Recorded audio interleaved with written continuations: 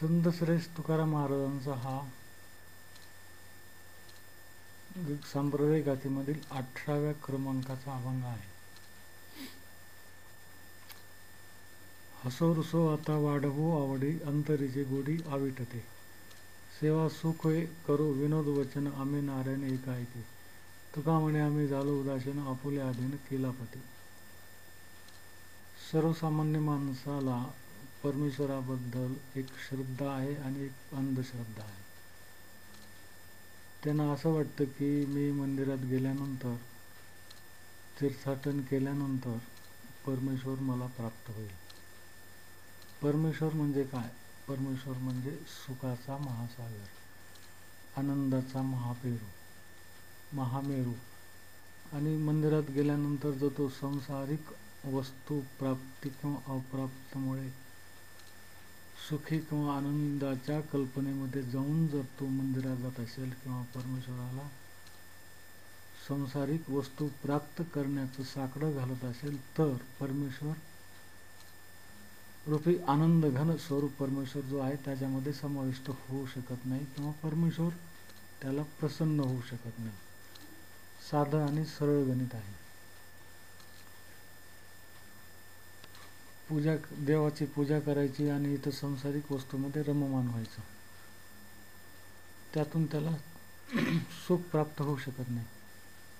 परमेश्वर म्हणजे आनंद घन स्वरूपाचा जो आहे, जो प्रत्येक माणसामध्ये प्राण्यामध्ये समाविष्ट आहे. माणसाला परमेश्वराचं सुख आनंद प्राप्त करता येऊ शकतो, प्राण्याला त्याप्रमाणे करता येत नाही. प्राण्यामध्ये आणि माणसामध्ये हाच मूळ फरक आहे. प्राण्याला जरी वाटलं आपण सुख प्राप्त करावं किंवा परमेश्वराची भक्ती करावी, तर त्याला त्यापासून होऊ शकत नाही, कारण त्यांना बाह्य शक्तीचा प्रभाव त्यांच्यावर जास्त असतो.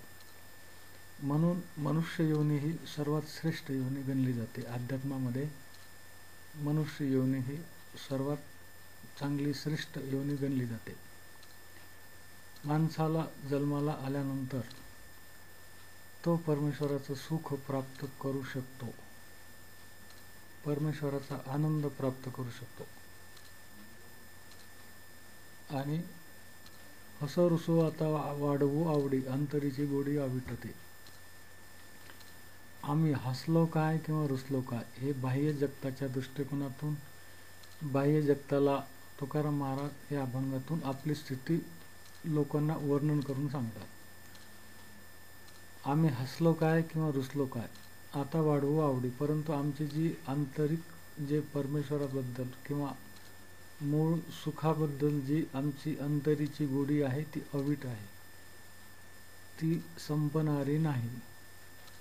सेवा सुखे करू विनोद वचन, आम्ही नारायण. आम्ही जरी विनोद वचने करत असू, परमार्थिक आयुष्यामध्ये आमच्याकडून विनोद वचन होत असतील, परमार्थिक आयुष्यामध्ये सांसारिक आयुष्यामध्ये आम्ही जगत असताना आम्ही हसू, कधी रुसत असू, परंतु आमचा जो अंतरीचा जो ठेवा आहे, परमेश्वर रूपी जो ठेवा आहे, तो आमच्याकडून संपणारा नाही. तो आमच्याकडून कोणी हिरावून घेऊ शकत नाही. तुका म्हणे आम्ही झालो उदासीन, आपुल्या अधीन केला पती. आम्ही भौतिक सुखाच्या दृष्टिकोनातून, भौतिक पारमार्थिक जे सुखाचे व्याख्या केलेले जे साधने आहेत त्यापासून आम्ही उदासीन झालेलो आहोत, आणि त्यामुळे आम्ही आपला जो पती परमेश्वर आहे त्यास अधीन केलेला आहे.